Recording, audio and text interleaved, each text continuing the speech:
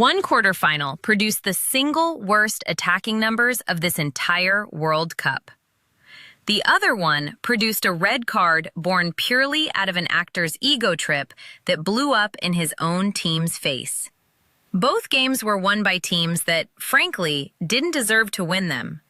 And by full time, nobody, and I mean nobody, walked away from either pitch looking good. Welcome to the strangest, messiest day of this tournament, because trust me, what happened off the pitch afterwards was even wilder than anything that happened on it. Let's start with England, because what Thomas Tuchel's side did against Norway should genuinely worry every England fan. For nearly the entire 90 minutes, Norway ran the show. Sorloth and company controlled possession, controlled territory, and Erling Haaland's side opened the scoring through a deflected effort off Andreas Schelderup that honestly looked more like a cross than a shot. England, meanwhile, produced a grand total of 7/10 of expected goals across the entire match. Read that again. 7/10.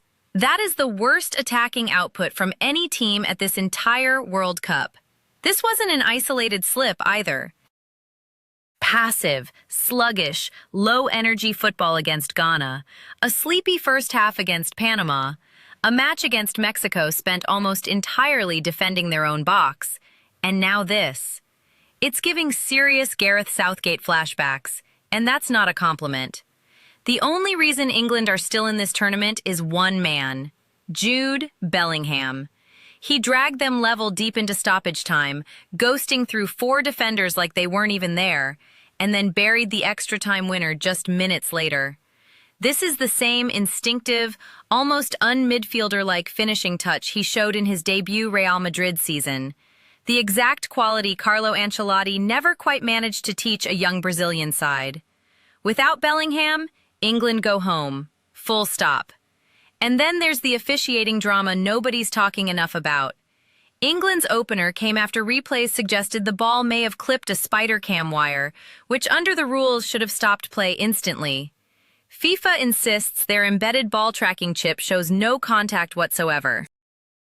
Later, Norway thought they doubled their lead, only for the goal to be chalked off after Haaland was ruled to have pushed his own teammate in the build-up. A type of intervention FIFA only greenlit referees to make right before this tournament started. A few months ago, that goal almost certainly stands. Norway were the better team for 100 minutes and still went home with absolutely nothing to show for it.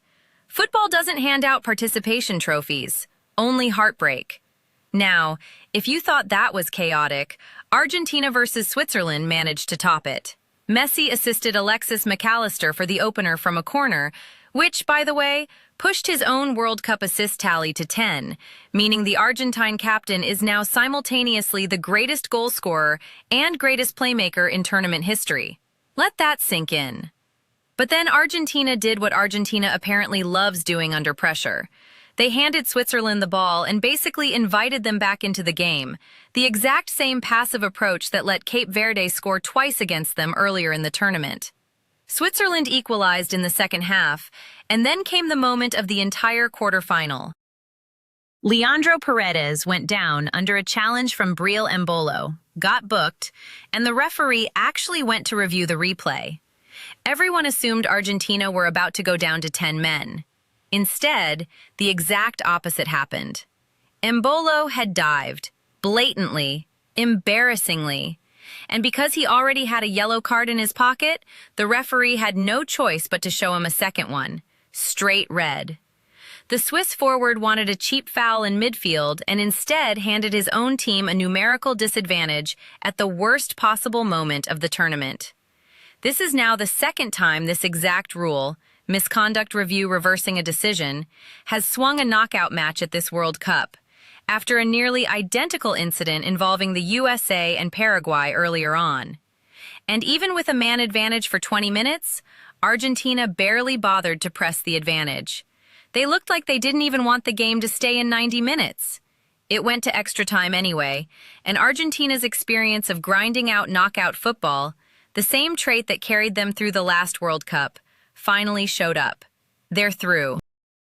Nobody's impressed, but they're through, and now it's England versus Argentina in the semifinal. A matchup nobody's excited about purely for the football, but everybody's going to watch anyway.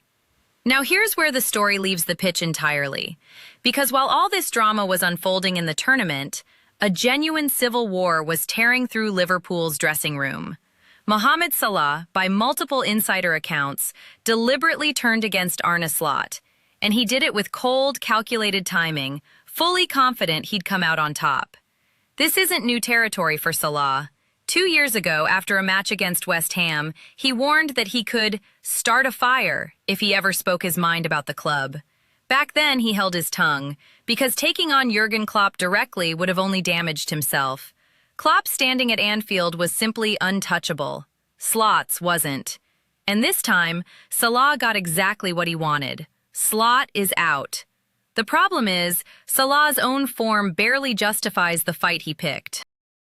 He blames Slot's conservative setup for his drop in output, but by most eye test accounts, Salah himself squandered a staggering number of clear chances last season and looked visibly slower at this World Cup than the Salah we all remember. The class hasn't vanished completely, but the explosiveness has clearly dimmed. Whether that's temporary or permanent is genuinely up for debate. Salah himself insists it's temporary and reportedly wants to stay in Europe, believing he still has plenty left to give. But he hasn't committed to a club, and he's not ruling out Saudi Arabia, where several clubs are circling hard. Add to that serious MLS interest, with Kansas City reportedly leading the race stateside. Here's the brutal truth, though. If Salah goes to Saudi Arabia or America, he pads his stats against weaker opposition and nothing more. If he lands at a genuine European giant and rediscovers his old magic, his disappointing Liverpool farewell gets forgotten overnight. Knowing how fiercely ambitious Salah is, don't expect this decision to be about money alone. And the chaos doesn't stop with Salah, because Liverpool's defense is quietly falling apart around him. Ibrahima Konate already left as a free agent, straight to Real Madrid. Virgil van Dijk is reportedly open to a move to Turkey, where multiple giants are chasing him hard. If that transfer goes through, Liverpool are left with 3 fit senior center backs. One of them just arrived at 20, another 19 and only just back from an ACL tear, and Joe Gomez. That's a genuine crisis waiting to happen. Which is why Liverpool's name is increasingly being linked with Ukrainian defender Ilya Zabarny, who has one massive advantage over every other target: a strong existing relationship with new head coach Andoni Iraola, under whom Zabarny became the player Liverpool actually want. Reports suggest Iraola has already personally called him, and the conversation reportedly went very well. The complication is that Liverpool want a loan with an obligation to buy, not a straight purchase, and PSG paid over 60 million euros for him barely a year ago, so recouping that fee matters to Paris.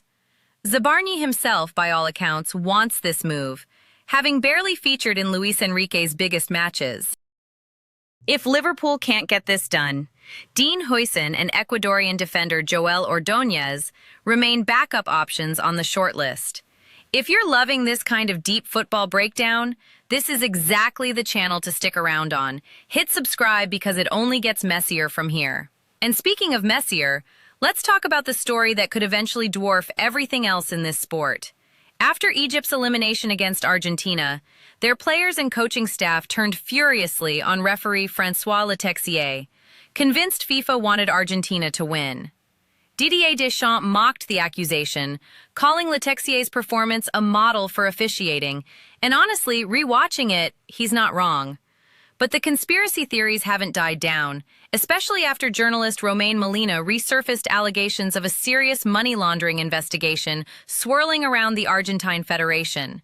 $57 million out of $260 million in sponsorship money reportedly moved to unidentified individuals through a maze of banks, with U.S. Treasury officials and the FBI now involved. In December, Argentine federal police raided the Football Association's headquarters and the training complex named after Lionel Messi, uncovering dozens of high-value vehicles registered to a company hiding its real owner. Molina claims senior FIFA officials may be tangled in the same scheme, which, if true, would explain the organization's aggressive protection of Argentina through various controversies. If investigators ever connect this to Gianni Infantino's inner circle, this becomes the biggest corruption scandal football has ever seen, one that would cast real doubt over Argentina's Qatar triumph itself. It's still just a theory. But it's not a theory that's going away. One final gut punch before we wrap up. Thibaut Courtois may have played his last match for Belgium. He went down clutching his thigh, briefly returned after the break, then was hauled off minutes later, replaced by Senna Lamens, who conceded the winner not long after. Courtois didn't hide his frustration afterward, saying the injury barely affected his game and that coach Rudy Garcia simply wanted a fully fit keeper in goal. His words, not mine.